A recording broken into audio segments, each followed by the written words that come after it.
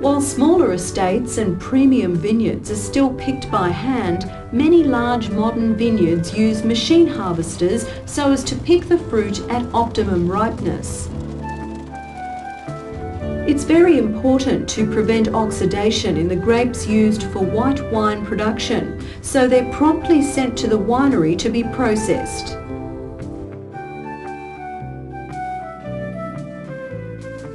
Once the grapes reach the winery, most grapes are immediately crushed. The crusher first destems the grapes before grape berries are broken, releasing the juice and creating a mixture of juice, seeds and skins. This is known as the must. In most white wine production, the must is pumped to the press first to express and separate the white grape juice from the skins and seeds before fermentation. Most wineries today use modern presses, like this airbag press, which uses a gentle action so as not to extract too many hard tannins. There are also some fuller-bodied white wine styles that may spend some time fermenting on their skins. But as a general rule, the skins and seeds, known as the pulp, are removed by the press from the juice before fermentation.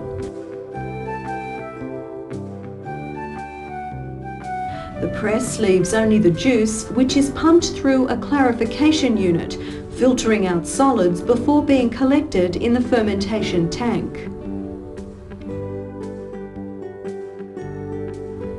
The yeast is added and begins to convert the sugar and must into alcohol and carbon dioxide. Controlling the temperature of the ferment is imperative in white wine production. Keeping the temperature down ensures the fresh aromas and primary characteristics of the grapes are maintained. Fermentation can be stopped by removing the yeast from the wine before it's finished converting all the sugar to alcohol. The remaining sugar is known as residual sugar. This is how winemakers manipulate the sweetness of white wine. The winemaker can also use different yeast cultures to create different flavours. Once the fermentation is complete, the white wine is usually pumped between tanks. This is known as racking, or it can be left to settle in the tank where it was fermented. Fining agents can be used at this stage to help the dead yeast, known as lees, sink to the bottom of the tank. The wine is then racked off, leaving the lees. The wine at this stage can also be pumped through a clarifier to remove any remaining solids.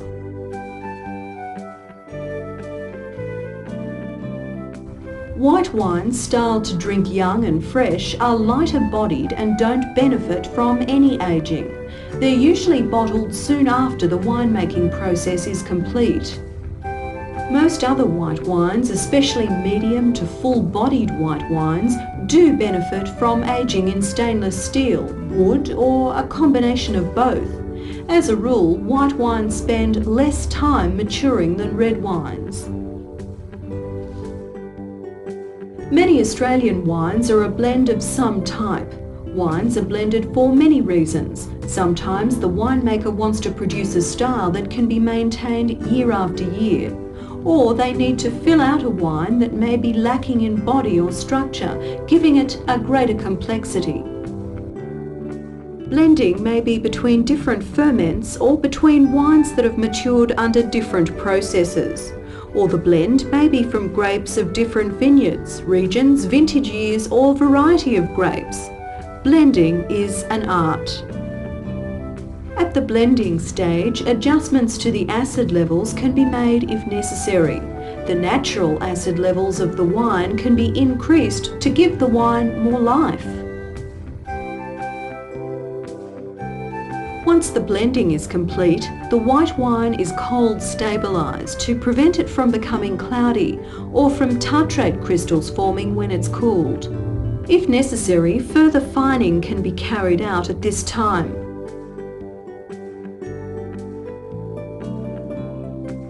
White wine is then sterile filtered before being bottled, labelled, packed and prepared for retail sale.